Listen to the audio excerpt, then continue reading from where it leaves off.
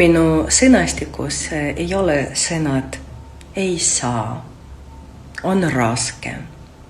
Nende asemel on palju tugevam või õigem väljund, et ei taha. Näiteks, mina ei saa oma keelega ulatada siia või siia. Seda mina ei saa.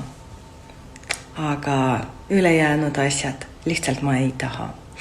Ja seda ütlemised mul enam ei ole minu sõnastikus tänu minu klientidele, et nemad õpetavad mind ja mina õpin nendelt väga palju.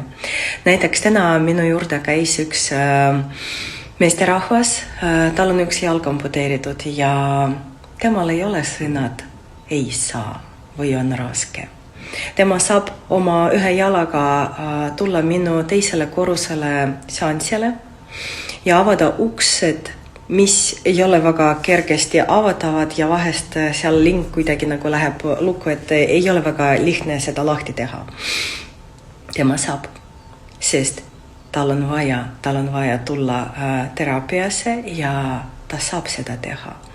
Ehk kui sa ütled, et sinul on raske teha harjutused hommikul, sina ei saa tulla massaažile, sina ei saa lubada endale midagi. Sa lihtsalt ei taha. Ja see on aus dialoog iseendaga. Ja nüüd ütle, kas sina saad tulla massaažile, kas sina saad endale leida aega teha harjutused nii, et homme sinu päev on palju ilusam kui täna, sest sina tunned ennast hästi.